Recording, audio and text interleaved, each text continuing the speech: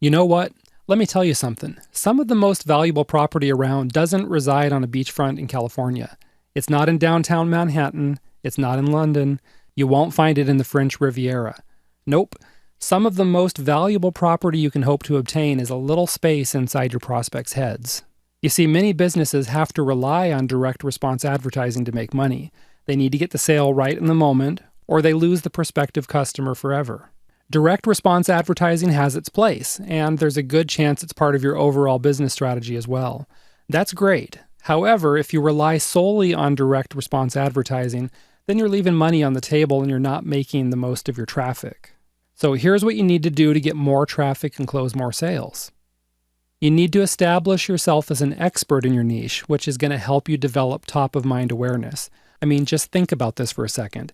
If some guy walked up to you on the sidewalk and offered you a miracle cure for whatever health problems ail you, would you take him up on it? No way, of course not.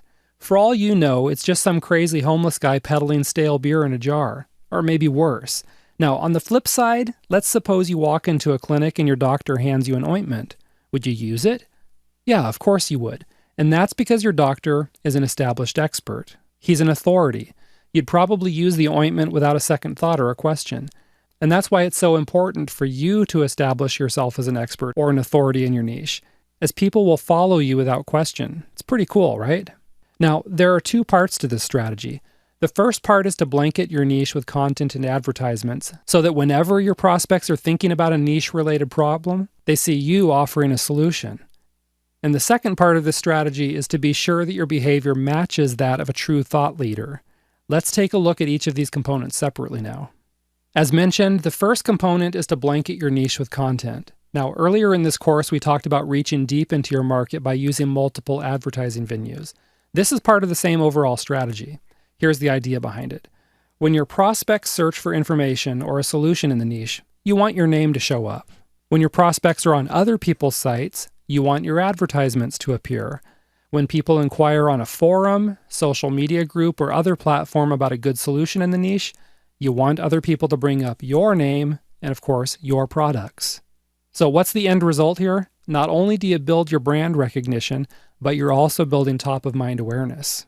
When your prospects get enough exposure to your name over time, eventually you'll start to occupy a little space in their head. If you've done a good job with your branding strategy, then this space will be one based on liking, familiarity, and trust.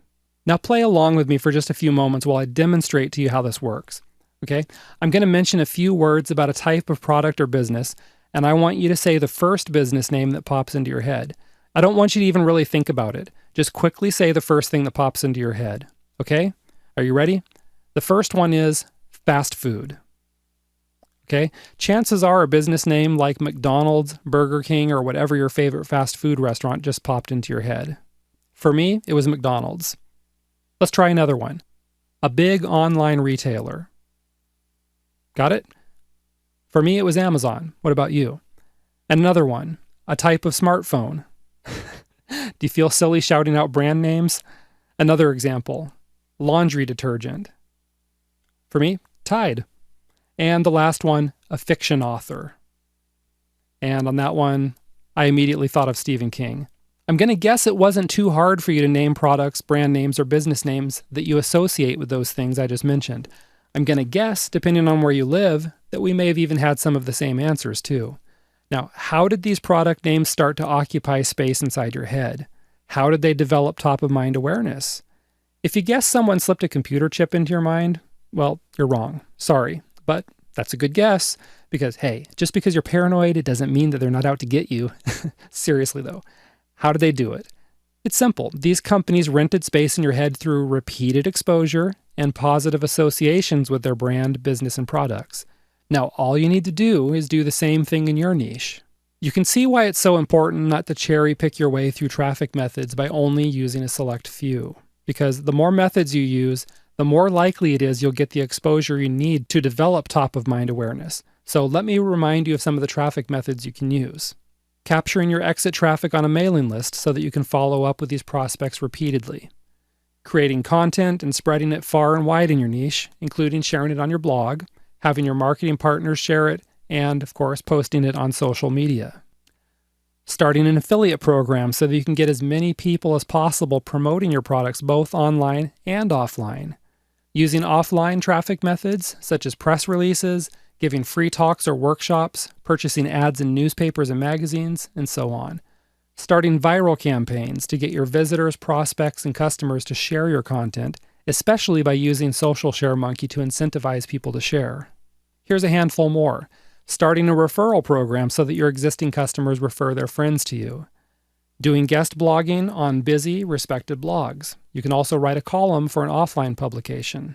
What about participating in trending niche discussions on forums or social media? Or purchasing ads in respected niche newsletters? You can purchase banner ads and text ads on high-traffic sites, and use search engine optimization and pay-per-click marketing to drive traffic from the search engines to your sites. Okay, this is a pretty good list. Not exhaustive, but there's a lot of good ways to drive traffic you can use out there. So here's the point. Specific traffic strategies, like blanketing your niche with content and advertising, accomplish two things. First, the ads and content drive traffic directly to your site. And of course, we can all use more traffic. Secondly, all of this exposure helps develop top-of-mind awareness, which drives traffic to your site over the long run. Once top-of-mind awareness develops, you'll have people visiting your site as soon as they need information or have a problem, even if they didn't specifically see your ad. However, this top-of-mind awareness is really only useful if your prospects fully believe that you're an expert. In other words, they need to know you're the best person to either provide a specific solution that you've created or recommend the best solution that someone else has created. And that brings us to the next point. The second part of this strategy of establishing yourself as an expert in your niche is to exude the characteristics of an authority figure. First, let me be real clear on this. For the purposes of this conversation, I'm assuming that you actually are an expert in your niche, or that you at least have reasonable qualifications to work within this niche. In other words, I'm not saying fake it till you make it. I'm not saying that you should act like an expert even if you are not one. What I am saying is that if you are an expert, then you need to act like one. You need to act like an authority. You do it right, and people will follow you to the ends of the earth. You'll be like the Pied Piper, putting people under a magical spell so they follow you without question. You see, people like to follow strong leaders. They like confidence. Let me give you an example. Let's suppose you walk up to a guy in a strange city and ask him for directions. He points in the direction you're supposed to go and then tells you exactly how to get there. Go a half mile down this road, take a right onto 2nd Street, and you'll see your destination is about 100 yards down on the left side of the street. Blue building, can't miss it. So what are you going to do? Yeah, you'll trust the guy. He sounds like he knows what he's talking about. Now let's suppose you stop to ask for directions and some guy said this to you. Okay, let's see. You go down this road about a mile. Wait, no. You go down in this other direction about a mile. Then it's either 2nd or 3rd Street. Well, let's just say it's 2nd Street. Then take a right. Wait, let me think. Is that a right or left? Yeah. No, yeah, right. And you'll find it down there someplace on the right. Tell me, do you trust this second guy's directions? Probably not. And that's because he really didn't seem all that confident in his directions. Kind of sounded like an idiot, actually. All right, let's move on. You see, one characteristic of a good leader is confidence. And that's why the very first thing you need to do is take a look at how you're portraying yourself through your content. This includes videos, text content like articles, as well as live discussions on forums, blogs, or social media. Take a look at your word use. If you're inserting qualifiers into your statements that might make people second guess your advice, then you won't look confident. For example, listen to this statement. Good nutrition is a key component of any weight loss program. Now, that's a confident statement. Now listen to this statement in contrast. Good nutrition is probably something you should employ if you want to lose weight. Did you catch the difference? The second statement used the word probably, which weakened the assertion that good nutrition is a part of a weight loss program. To my ears, the second statement doesn't sound nearly as confident that good nutrition is important to weight loss, does it? The point is, if you really believe something, then just say it confidently. Don't insert doubt into your readers' and listeners' minds, as they won't view you as a confident leader or even a competent expert, okay? So representing yourself with confidence is one way to help establish yourself as an expert. Let's quickly go over 3 more methods. Another method for establishing yourself as an expert is to associate yourself with other experts. The idea here is to just borrow credibility. Let it rub off on you. When people see your name alongside other experts in the niche, they're going to assume that you're an expert too. For example, if you wrote a book about golf with Tiger Woods, you can be sure that people are going to start associating you as a top golf expert.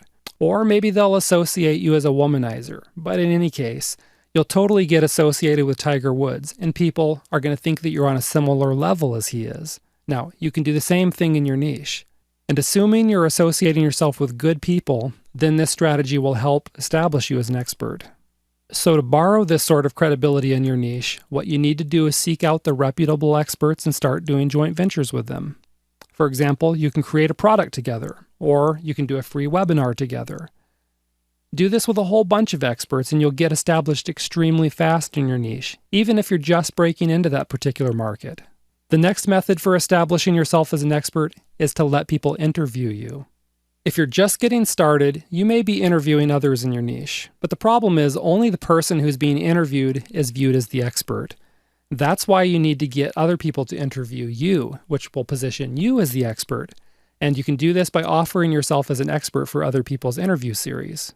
For example, if there's someone in your niche that does regular interviews with experts on Google Hangouts, Blog Talk Radio, or similar platforms, then offer yourself as a guest. Just be sure to let them know the benefits of bringing you onto their platform.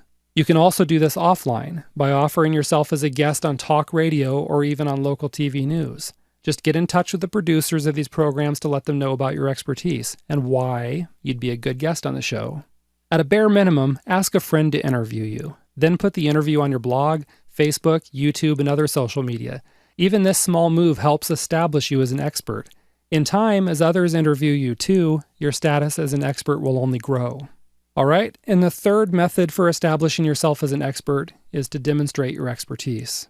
This means that whether you're writing an article for your blog, doing a video for YouTube, doing an interview, or just even engaging in discussion on forums or social media, you should always seek to share content that naturally demonstrates your expertise. You also want to be sure you're behaving in a professional manner. Now, this doesn't mean you're going to transform yourself into some total annoying blowhard. You know what I'm talking about. He's that guy that everybody avoids at parties because he grabs people's elbows and yammers on for an hour about himself. You don't want to be that guy, all right? Instead, don't just tell people you're an expert. Show them. Share with them tips and tricks to help them. Give them information that they're not getting anywhere else. For example, sometimes when people create free lead magnet products, they create something that's not very valuable since they figure they're just giving it away for free anyway. And that is totally the wrong approach. Instead, what you want to do is create something that's extremely valuable. Share some of your best content in this free product. Demonstrate your expertise by solving part of your prospect's problem. When you do this, when you show that you're an expert, you can be sure your product's going to come back to you with cash in hand to purchase your paid products and services. Okay, so in this video, we talked about blanketing your niche with content and establishing yourself as an expert. This strategy leads to more traffic over the short term as you get more exposure, but it also leads to an increase in traffic over the long term as you develop top-of-mind awareness. The great thing is you can put this strategy to work for you starting today. Go show people you're an expert. Just be sure to exude cool, calm confidence. When I was much younger, somebody once told me, walk in like you own the place and they'll give you whatever you want. And wouldn't you believe it? It worked. Think of yourself as the most interesting man in the world. Just don't let your inner wallflower slip out, okay? Next, you'll find out how to get sneezers to infect your niche. Sounds a bit gross, I know, but you're going to love it.